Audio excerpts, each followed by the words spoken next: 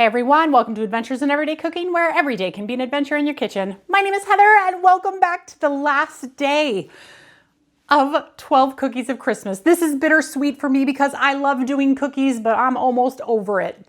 Do you know what I mean? Like 12 cookies has been a lot, but today's cookie was requested by Laura and she's a very good friend of mine. We do Bible study together, we're friends, and she wanted me to make her mom's recipe for persimmon cookies. Now, I have never had a persimmon cookie, but I have had persimmons, so this was gonna be an adventure for sure, and it is. So if you wanna join me, let's go. Now, when you start this recipe, you are going to need 1 cup of persimmon pulp. Yesterday, I went ahead and peeled my persimmons, and in each one of these bowls is 1 cup of the 2 kinds of persimmons. So the little persimmons, I thought it was very interesting. The Fuyu, the little ones, are super duper like burnt orange. They're almost like blood orange color. And then the Hachiya ones are kind of like peaches.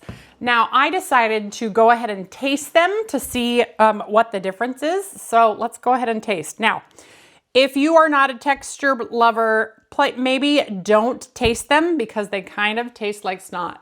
I mean, feel like snot. That's good.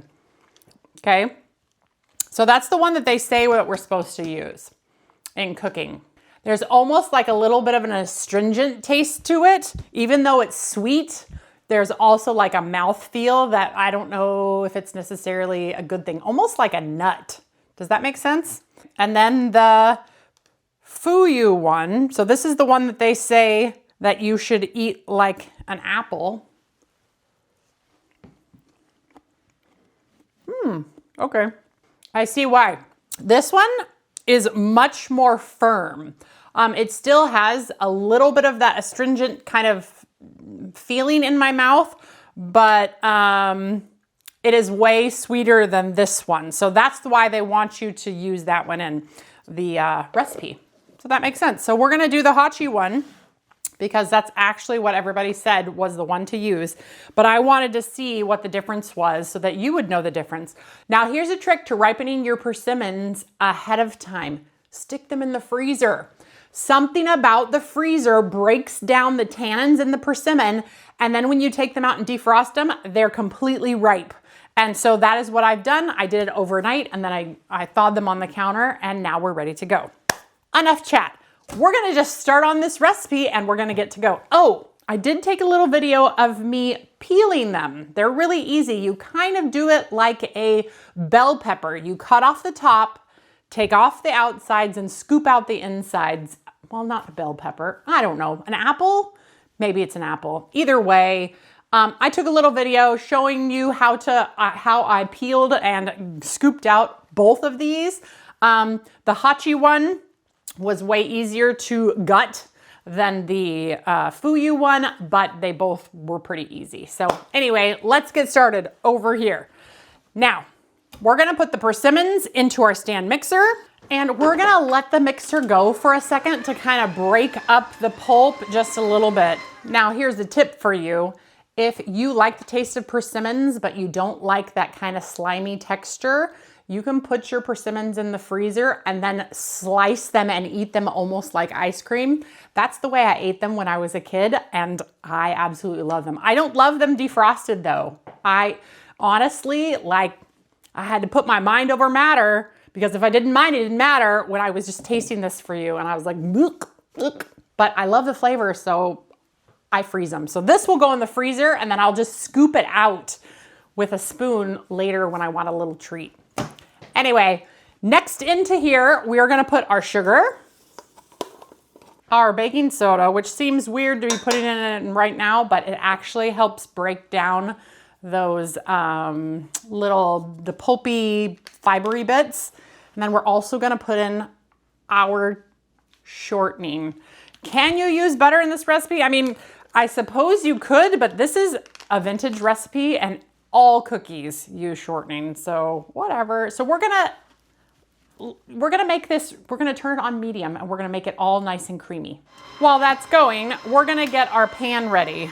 Grab yourself some parchment paper If your parchment paper isn't going down into your pan, sprinkle it a little bit.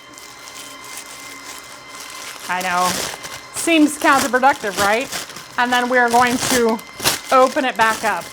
Now I've seen several videos of people putting water under your parchment paper. I don't like that idea because I'm adding extra steam to my cookies, and I like crunchy cookies, not soft cookies. So I'm just saying, I don't know that that's right. All right, we're gonna go ahead and turn it up to like medium high. All right, and once it looks kind of creamy, we're gonna add 1 egg. All right, and while that is going, I'm gonna go ahead and mix my cinnamon, my nutmeg and my cloves, and my salt into my flour. Now I am going to add in my flour, and I'm just gonna mix it until it just comes together. So probably like 30 seconds. Don't worry about scraping the bowl yet because I'm gonna stir in my other ingredients anyway. Okay, see? Boom, that's all we're gonna do.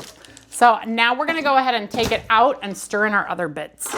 All right, and I'm gonna scrape my paddle here. Persimmons have the stringy consistency like pumpkin guts. See that? It's fine. When they're in the freezer, they taste, the texture is perfect. Now we're gonna put in all of our chopped nuts and all of our raisins. Whoa. And we're gonna give that a good mix. Now you notice that I did not give you all of the ingredients at the beginning like I usually do. And that's because there's so many variations of this recipe that I'd be like, or you could do this, or you could do that, or you could do this. So I have a printable that you can print. In fact, all of my recipes are printable, and you can see the different variations because some of them use dates, some of them use brown sugar and white sugar. So it just depends on your family preference. The cookies are done. Your batter should look a little bit like this. So now we're gonna take a scoop and we're going to portion out these cookies. Because I don't have my scoop here in this kitchen, I'm gonna use 1/8 of a teaspoon measuring cup, and they're gonna kind of be heaping cups. So it's probably more like 1/4, but I want the 1/8 to kind of be, see, that looks perfect. I don't know how far these are going to spread, so I am not going to put them very close together because my vintage recipe does not say how far apart I'm supposed to put them. So I will just put 6 on this baking sheet. I think they're supposed to be like short, squat, kind of fluffy cookies, but I have never made them. So I'm literally just following someone else's recipe. Actually, it is Laura Nevis's mom's recipe, maybe her grandmother's recipe. And then I also have some variations from my neighbor's mom, Nancy. And so yeah, we're kind of just doing the one that I had the ingredients for. Okay, into the preheated oven, they're gonna go for 12 to 15 minutes. All right, welcome back. And as you can see, they didn't actually not spread at all. So you can get a good 12 on one sheet at a time, maybe more like 9. But as you can tell, they did not. These are still cooling, so I don't want to touch them yet. So let's bring over the ones that are cool. Oh my goodness, look how cute they are. I did go ahead and bake 2 in the air fryer so that you could see the difference. These ones only took about 11 or 12 minutes, and they definitely got more brown than the others, but I think it's still doable. So you just put it in the top of this air fryer or on your air fryer with no fan, and they'll turn out, you know, they're a little bit overbaked in my opinion, but they also look pretty good. So let's break into these because I've literally never had this cookie before. So this was recommended to me by Laura and Nancy and a whole bunch of other people. So let's break into it and see what we got. Nice, it looks like a great spice cake cookie. Do you remember those spice cake muffins that we used to make in the 90s where you just put in a can of pumpkin and spice cake mix? That's what it looks like on the inside, which makes sense because this is cloves and nutmeg, right? Okay, let's try it. Ooh, what is that? Oh my goodness. Wow. I see now why people like this cookie. Oh my goodness, that is really good. Oh yeah, it really does taste like that spice cake mix. But it's so warm and kind of cakey like that spice cake. And the nuts give it a really nice texture. I can't taste the sliminess of the persimmon. So yeah, this is a good cookie. And the raisins, if you're not a raisin fan, I believe you can use dates instead, but you can't really taste the raisins. They just give it a nice chew. This is a 5-star cookie, 5-star recipe.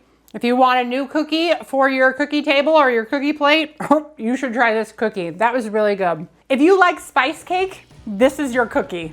All right, you guys, well, if you enjoyed that video, give it a like, share it with your friends, and subscribe to my channel. I have 1 cookie left.